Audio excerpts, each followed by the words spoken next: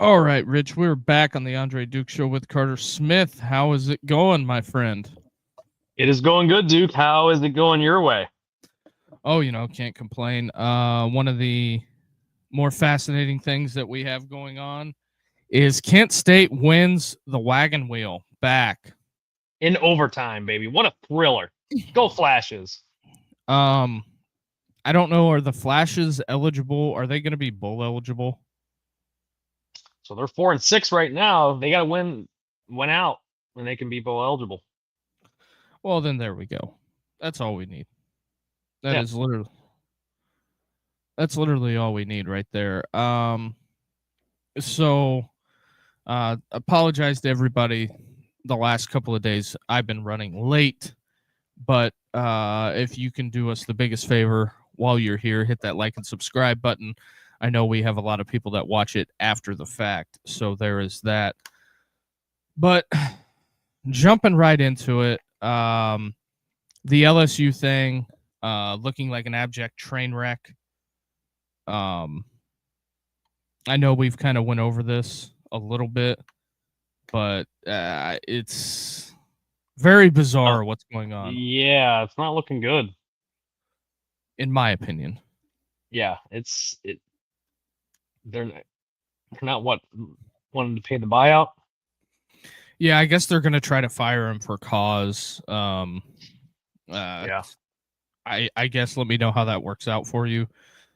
Out of the notable openings, Arkansas, LSU, Stanford, Auburn, Oklahoma State, UAB, Colorado State, Oregon State, UCLA, Florida, Penn State, Virginia Tech.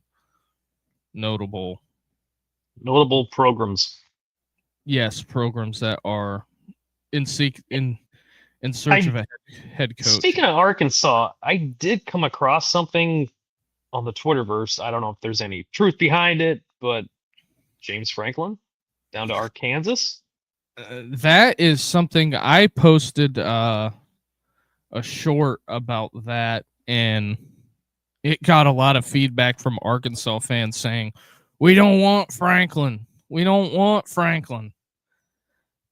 And I'm just like, well, okay. If you don't want Franklin, are you going to get Bobby V or not Bobby V, Bobby B? Bobby B. So that's kind of where I'm at on it. I don't know. I don't know what Arkansas's plan is, but out of the notable options, as I look at it, Matt McChesney reported that there is on 0 to 60 that there is some buzz for Cordell Stewart up at Colorado State. Ooh, going to the rival slash. So I think that would be very fascinating. Does Michael Vick get an upgraded job after this year? Does he go to Virginia Tech? You just took the words out of my mouth. Could Michael Vick end up at Virginia Tech? That is something to keep an eye on. Bring his brother Marcus in to be quarterbacks coach. Yeah, so I think that the possibilities are endless. I'm surprised people didn't draw that conclusion already. About Vic possibly being a candidate for Va-Tech? Yeah. Because with Vic being... It slipped my mind. It came to my mind once, with what's his name almost getting on the outs there. I was like, well, what if they pluck him from Savannah, or not Savannah, Norfolk State? Yeah. I was looking at the notable matchups for this weekend. I'm assuming Michigan Northwestern's the big nooner. I would assume so. Let me look here. Because, you went dark, Rich. Shit. You want me to take you out while you get your lighting fixed? I don't know what happened here. Oh, there we are. I don't know what happened. But the notable matchups for this weekend: Georgia, Texas, obviously. Friday night, Louisville takes on Clemson, if that's notable. Michigan, Northwestern, Miami, North Carolina State, USC, Iowa, Alabama, Oklahoma, Oregon, Minnesota, Pitt, Notre Notre Dame, Dame. and Virginia, Duke, and TCU, BYU. And the TCU BYU kicks at like 10:15. So you have 4 time slots. So I'm looking at the schedule too. Like Iowa at USC. I'm surprised that game's on the Big Ten Network and not CBS.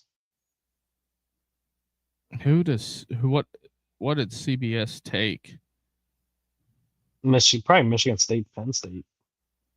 Let me look at this new football app that I've been using, which is nice. Is it? Yeah, because it shows the TV networks. Yeah, they took Penn State, Michigan State, 2, 3, and 6 teams squaring off on CBS.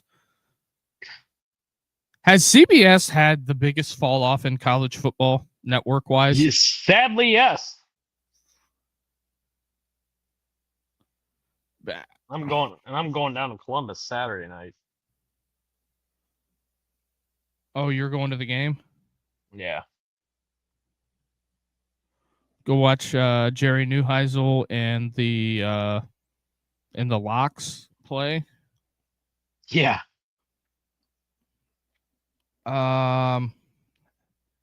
Looking at the Big 12 slate, why are they playing West Virginia, Arizona State at 1 p.m.? Like, why do they do that? The time zone. Just play it at noon. Yeah. That's all I'm saying. Just play it. That's how it was last. That's how it was last week with Ohio State. They play them at 1 o'clock. Well, I get it, but as far as that, it's got the whole TV slate that you can look at as far as everything. But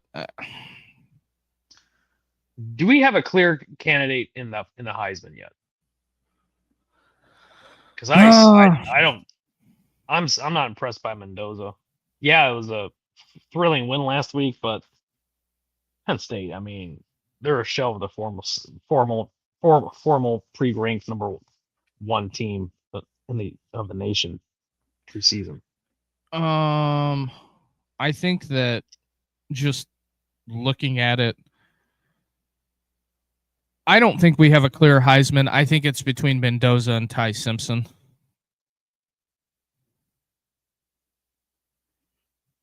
Would you agree to that? I would agree with that. As it pertains to anything else, very fascinating. Well, as I'm looking at the availability report, my Arkansas bet might be in trouble. They got 2 receivers, a running back, an offensive lineman, and a tight end all sitting out. Now, are they injured or are they all just sitting out in general? The availability report does not specify. It just says out. I'll be interested. They're opting out early. Yes. Florida has 1, 2, 3, 4, 5, 6, 7, 8, 9 guys out. And their best defender, Caleb Banks, is questionable. Texas has nobody to report. Georgia has a couple of guys out. I just think they're a little banged up. But outside of that, Florida is the overwhelm leader in the clubhouse when it comes to availability behind Arkansas, or in front of Arkansas. So there is that. Crap, I won't be able to watch the Notre Dame game Saturday. Great. They come on at noon. Notre Dame's at noon playing Pitt. Did you see? Speaking of Notre Dame, did you see Narduzzi's comments? No, what did Doozy say? Oh, for Pete's sake, you guys again. What's up, Joe? Narduzzi got asked about the upcoming game against Notre Dame, and it was basically, since it wasn't a conference game, it kind of doesn't matter, is the way he kind of put it out there. It doesn't count towards the ACC. Yeah, but it's gonna hurt them if they're trying to make a push for the playoffs. Pitt is not getting into the playoffs. Hey, I've seen stranger things happen. They are a MAC program. They are. No, not Pitt. Has Pitt done anything that Not wildly? Pitt. I mean, they played in a couple Champ Sports bowls. They were not a serious program when they fired Wanstead. That's when the seriousness left that program. Yeah. Wanstead. Yeah, when they got rid of him. So here's the deal.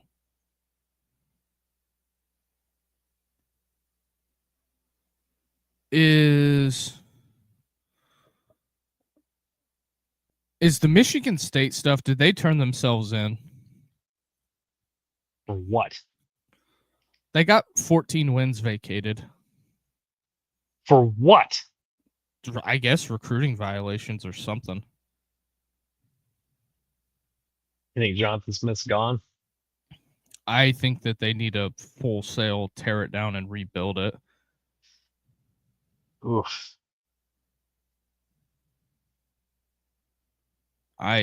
Yeah, I mean, most recruiting, they'll probably get maybe a postseason ban. Reduction in scholarships. I think look at them. I think they turned themselves in. ACC, ABC channels are both showing Pitt, Notre Dame, Richie. Yeah. The reason why I look at it like this on the Pitt stuff, when I ask why they turned themselves in, is because I think they're trying to get out of. They're in a legal tussle with Mel Tucker right now. Yeah, that whole issue. Yeah, they got that whole thing going on with Tucker. Kind of the same thing of what they're doing with Brian Kelly down at LSU. It's literally verbatim the same thing. They are going to turn themselves in and make it real bad on the university so they can say, look, we fired him for cause. But it got weird there because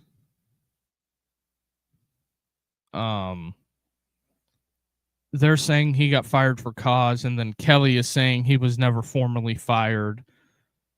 I just think that whole thing is an absolute train wreck, to be honest.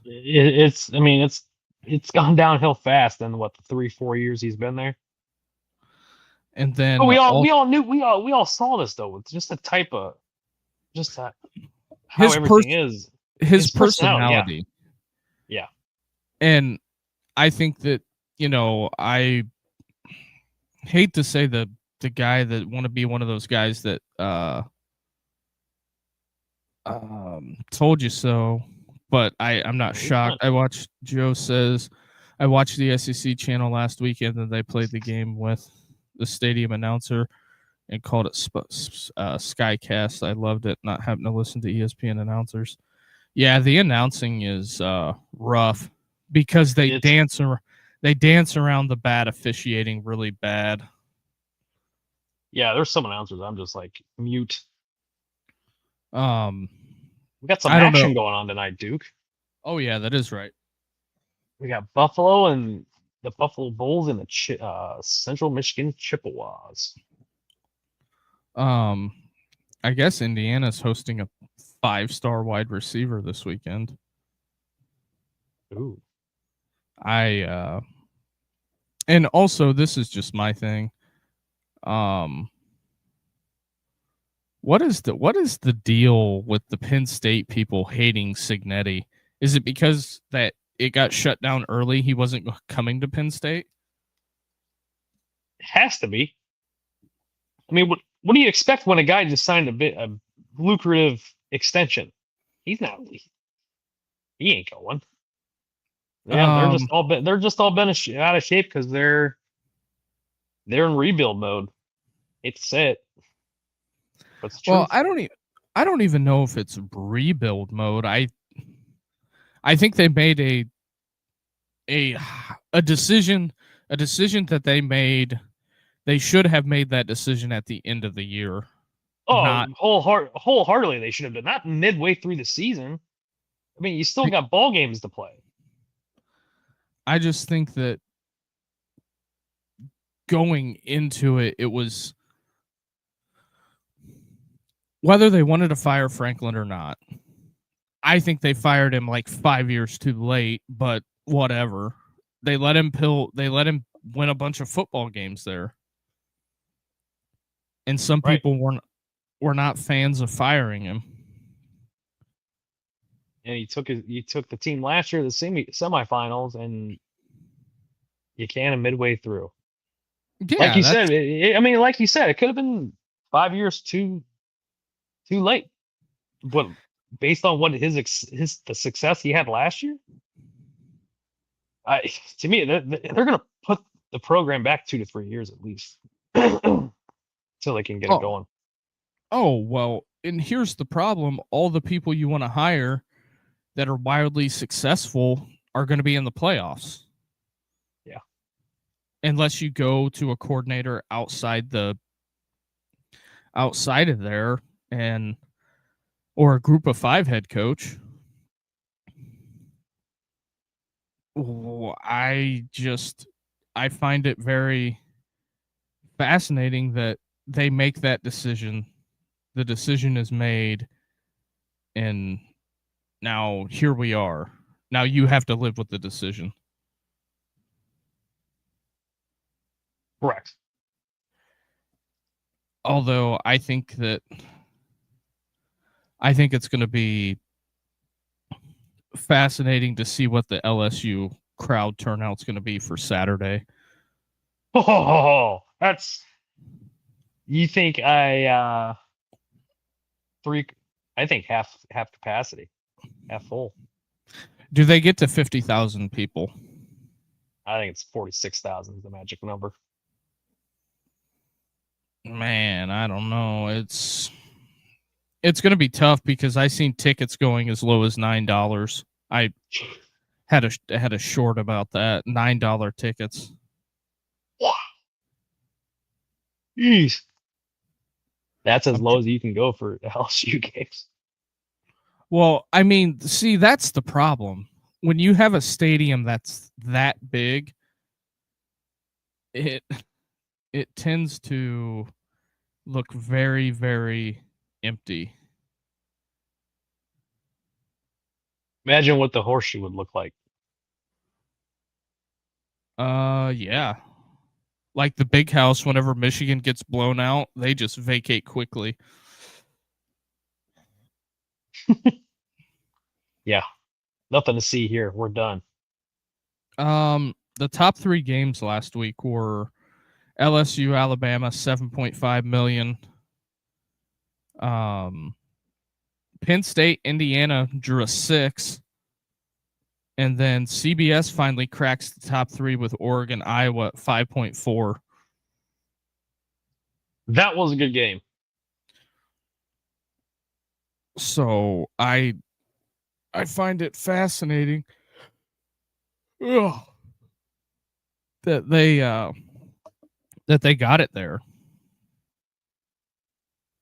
I mean, you have all the factors leaning against you. Penn State being what are they, 3-6? Yeah, Penn State 3-6. Michigan State is 3-6. Both 0-6 in Big Ten. When was the last time Penn State has not won a conference game? I'll have to look that. I'll look that up. But I think that it's very telling that they've had this big of a drop off since firing Franklin. Yeah, it's talk about a fall from grace in less than a year. I'm working on that. Do you think Tim Skipper gets the UCLA job? The interim coach. Yeah.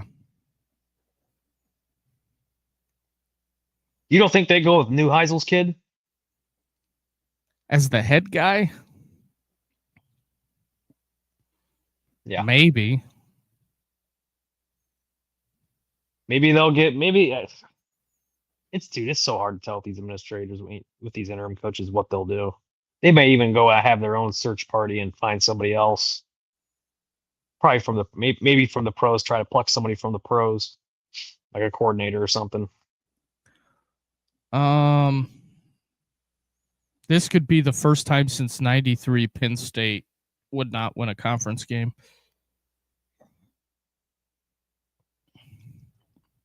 Since joining the Big Ten. Their worst year in the Big Ten was 2004. They had a 2-6 season in conference.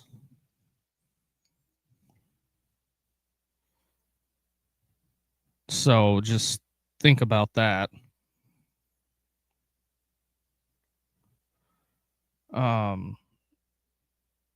So there is that. You also have got oh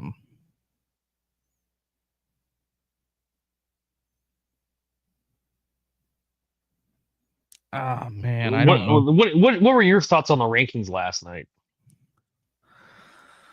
I know it's just, I mean, we still got 3 weeks. 3 weeks left, and I wasn't surprised. I'm not shocked. Here's the issue I have. Now that they put it out as defined rankings, unlike the NCAA tournament, I think the only ranking shows that matter are the first one and the one going into conference play are the only two shows of consequence when it comes to that. I mean, it's a made-for-TV event.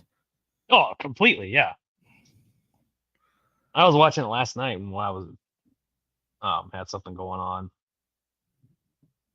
Like, well, 1 through 5 didn't surprise me. I just they don't have.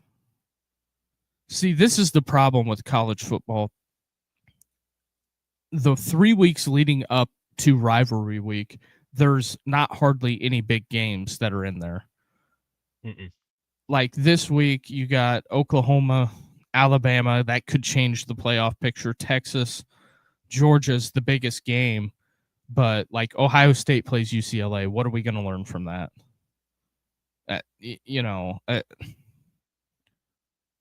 Rivalry week is the precursor for the, like you said, leading into the conference championship games. But then again, if you look at rivalry week, is there anything that's going to really change the landscape that far? Not really. I mean, I can pull those games up, and I think a lot of those teams that are the way they're sitting right now that week can take a loss. Okay, we'll just throw it out there like this. So Ole Miss plays Mississippi State on Black Friday. Even if Ole Miss loses, it doesn't really change. It just changes where they're going to get seated because they're probably going to get in. Yes, they're sitting at 9.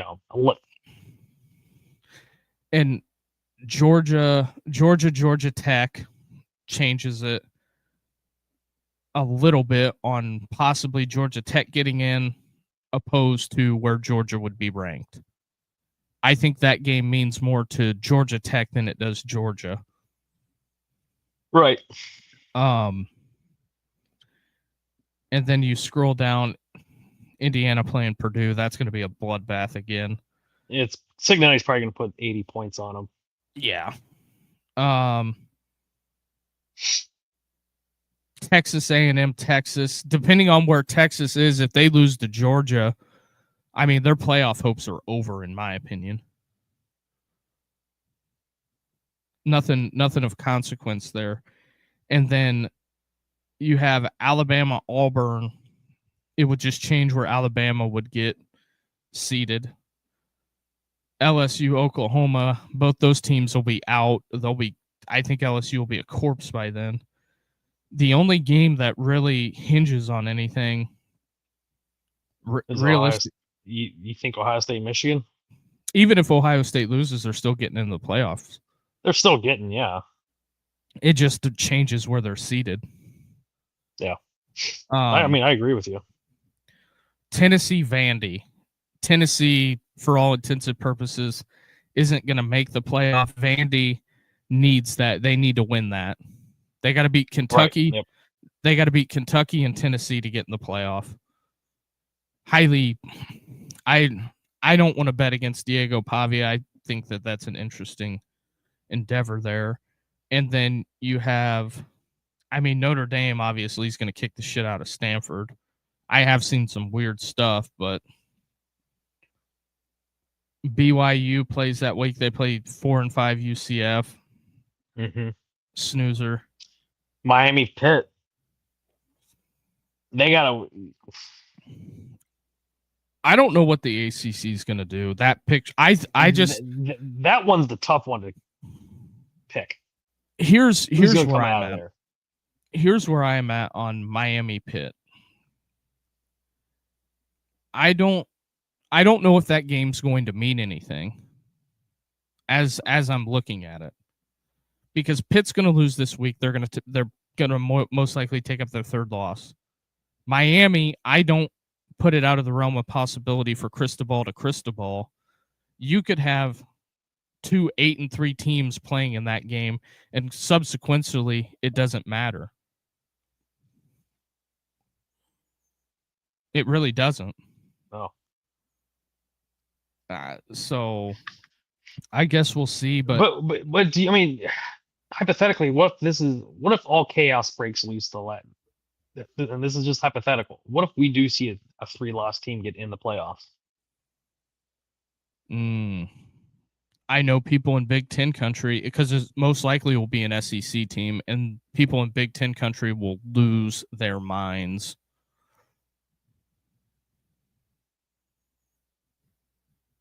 Just think about it, because the only 9-3 team I could see getting in the playoffs would be Tennessee.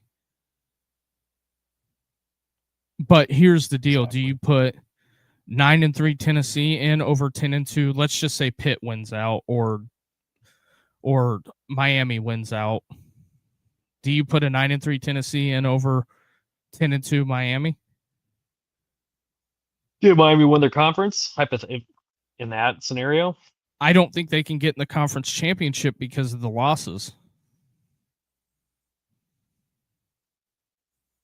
I mean, Clemson got in last year at 10-3, but that was only because they won the conference. Yeah. So subsequently, I that's the whole reason why I don't like the playoff rankings show. No, it's just all, like you said, talking points and just a ratings generator. But my thing is just put the best 12 teams in. It'd be that simple, wouldn't it? But here's the other thing. I think if you see one of the teams ends up 10-3 and loses in the conference championship game and doesn't get in, whatever conference that is, whether it's the Big Ten or the ACC, SEC, Big 12, I think one of those conferences will chunk their conference championship game. Yeah, that's going to show that.